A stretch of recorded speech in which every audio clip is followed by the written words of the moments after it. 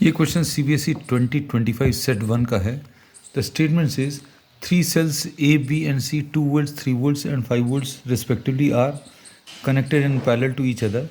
Their internal resistances 3 cells दिए हैं, इनको पैरेलल में कनेक्ट किया, इनके इंटरनल रेजिस्टेंसेस दिए हुए, A का 5 ohms, B का 5 ohms और C जो है इसका 1 ohms दिया है। You have to find out the current flowing through each cell. Suppose this cell is given a current I, इससे I करंट यहाँ पर दो पार्ट्स में स्प्लिट हुआ।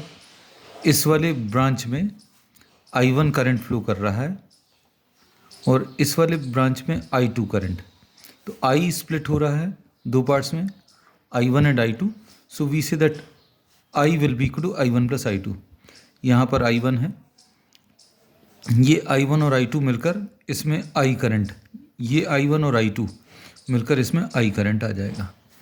Now we will be applying the Kirchhoff's second law in the loop A dash, B dash, C dash, F dash and A dash.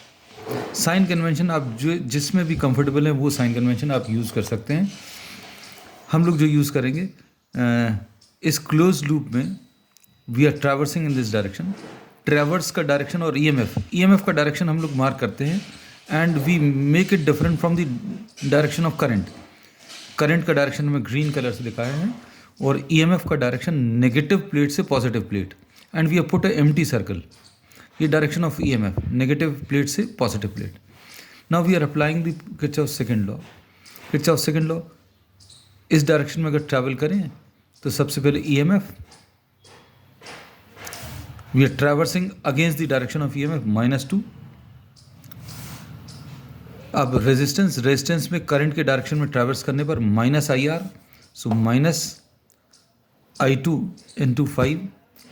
फिर इसके बाद हम लोग इसमें इस रेजिस्टेंस में अगर देखें we are traversing against the direction of current +I1 into 5 and +3 is equal to 0। तो इससे जो इक्वेशन बनेगी 5I1 and -5I2,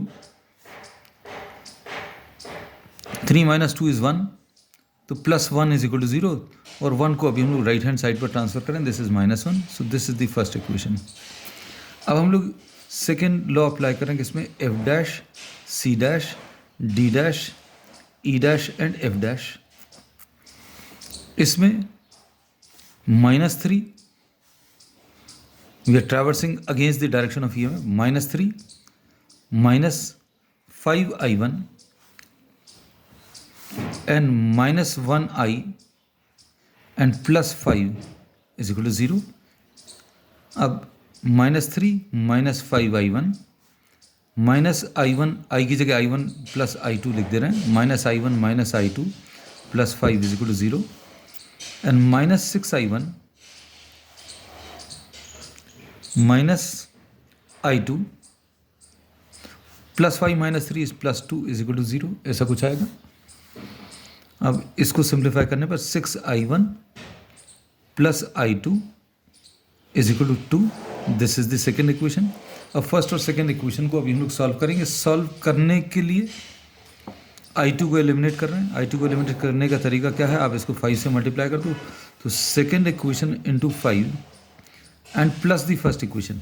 second equation already लिखी हुई है, इसको 5 से मल्टीप्लाई कर लें, 30I1 + 5I2 is equal to 10। इसको डायरेक्टली कॉपी कर लो, 5I1 - 5I2 is equal to -1, so 35I1 is equal to 9, so I1 will be equal to 9/35 and I1 is nothing else but the current in B cell. तो current in the cell B is 9/35। अब इसको अभी हम लोग I1 को इस equation में substitute कर रहे हैं, 5 into I1, 5 into 9/35 -5I2 is equal to -1। अब इसको इधर ट्रांसफ़र कर दे रहे हैं, इसको इधर ट्रांसफ़र करें, 5 7 सा, तो ये कितना आ जाएगा 9/7 plus 1 is equal to 5i2, 16/7, 9 plus 7 LCM ले लिया अभी हम लोगों ने, 7 plus 9 is 16/7 is 5i2, so i2 will be 16/35 and i2 is the current flowing through the cell A. So IA will be equal to 16/35 and I will be equal to I1 plus I2. This is